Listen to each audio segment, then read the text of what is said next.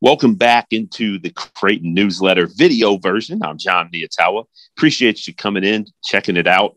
If you haven't subscribed to the weekly newsletter, go ahead and do that. You got to, right? Like, it's free. Check it out. See what we got. The exclusive content for Jays fans. Omaha.com/newsletter. Coming out every week with something new. And this week, the topic is the NCAA tournament selection review and the impact that that's going to have on the Jays seeding. So I dove into that a little bit in last week's video and obviously wrote about it some today. Creighton didn't make the top 16 reveal, but certainly there's plenty of time left for the Jays to work themselves into a top tier seed. So we'll see what they can do. This week it is an opportunity for Creighton to kind of work on itself. And I think that's what the players and coaches are excited about. They haven't really had a practice to kind of dial into some of the flaws and the weaknesses that have kind of just been sitting there. You know, they've been winning in spite of them. And perhaps they're not as significant as maybe sometimes we like to make them out to be, but now they get a chance to address them at least, you know? And so they've been in this game mode. You practice, play, where you're always focused on the next opponent. And when you design practice, it's about, all right, how do we install a game plan, both offensively and defensively? And if we have 20 minutes here or there, that maybe we could work on these rebounding drills or this ball handling drill or something. But now they can spend 2-3 practices working solely on that. So we'll see how it impacts them and what kind of gains they're able to make. Obviously, you know, I guess the main objective would be to make sure that they can continue the momentum, to build off the momentum that they displayed on Saturday. Like, that was as well as Creighton's played this year. And by beating Villanova, top 5 team in the country. And so, you know, you don't want the time off to for some rust to form or accumulate, or for Creighton to kind of lose that groove that it sort of worked itself into with wins over Marquette and Georgetown that kind of built up into Saturday's victory over Villanova. So we'll see how they respond, how they use the time off, and you know, what kind of form they're in next week when they play DePaul at home. There was an opportunity, I think, if Creighton really wanted to. I mean, it would have had to get creative with the schedule here, but like the way that there's a maximum 27 games, and since Creighton still has 4 games left on the Big East schedule that it could play, really its only option if it wanted to play games, it'd have to host a multi-team tournament. And so that's possible. It could have been done, but I think that the Jays are pretty where they're at in terms of the number of competition, the number of games they've played. They're well past the minimum of 13 to be eligible for the NCAA tournament. So now they can just use this time to rest and focus in on themselves. So again, we'll see how they maximize that. I like to use this video sort of as an opportunity to reach out to you, Creighton fans, and kind of get your feedback and answer some questions. So if you've got anything that you want me to address next week, hit me up on Twitter, Jon Nyatawa. You can pop me a DM or shoot me a reply, and obviously email john.nyatawa@owh.com is an easy way to get to me. Got a couple questions I'll just address here real quick before I sign off.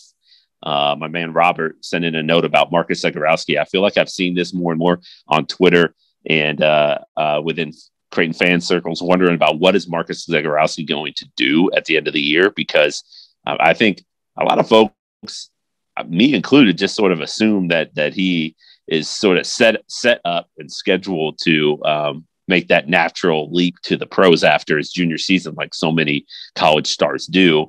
The slow start, the injury, maybe made wonder a little bit about what is next and whether or not he feels comfortable leaving school and going pro. And obviously, you know, it's one of those things when I talk to athletes about this who are approaching this decision, like as they're going through their season, they're trying their best not to think about it. Now, people around them, I'm sure, are using their free time to think about it, but the player himself, he's doing his best to just focus on the task at hand, and then at the end he'll reassess. But so you never fully know exactly what the final decision is going to be. But my estimation is that I think you're going to see a strong finish from Marcus Zagorowski, and I think it's going to be strong enough to where he'll ultimately feel that he's ready to take that next step and turn pro. I think before the year he was getting a little bit of draft hype. Some of the analysts had him in maybe as a second round pick, and obviously like that stuff isn't necessarily gospel. Like the NBA scouts have to make their own determination, and NBA teams have to evaluate for themselves. But I think he's got an opportunity, especially here at the end of the year. The eyeballs are going to be on the NCAA tournament, and if he makes a big run, if Creighton makes a big run, that's going to make a really solid impression. So I actually think he's going to go, but again, no final decision's been made, so we'll see what he decides. Tony sent me a note on Twitter asking about Creighton's defensive plan against Villanova. I mean, I don't know if you commend Creighton's coaches for what they did, because they held Villanova and the players for executing it. I mean, they held Villanova to its second worst shooting percentage on the year. But Villanova is so good that like you could come up with a really clever defensive plan and they could just shred it, and then you look like fools afterward. I mean, they're the type of team that they're so disciplined that they can find a way to dissect you after they recognize what you're doing and get open shots. I mean, really, what it came down to was that on Saturday was that the Jays just or the Wildcats just didn't make shots. A lot of shots that they probably normally would make. And so, while I think Creighton's defense had a part in that because of their activity level, their ability to kind of play fundamentally sound and maybe force Villanova into some shots that were a little bit lower percentage than the Wildcats are used to.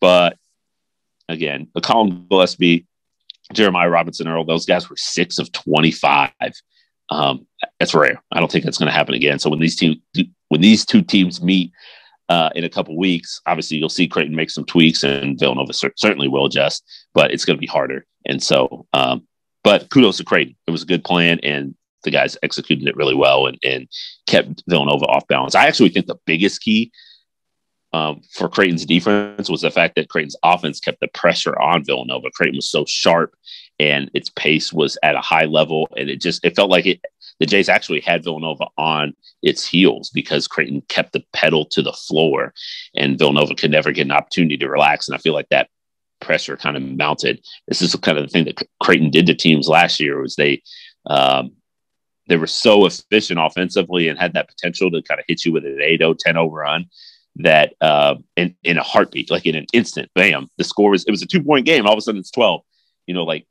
There's players are conscious of that, and they're thinking, oh, we got to be sharp. We got to answer. We can't let this game get out of hand. And I feel like there was an element of that on Saturday. So a credit to Creighton all around, because that was a really good performance, which actually leads into my next question from Mike, who wondered, well, first off, he asked if that was the best Creighton's played this year. And I think, yes, given the opponent and given the final score line, I think it's hard to argue that Creighton's played better. The Seton Hall game was really good, but Villanova's a better team.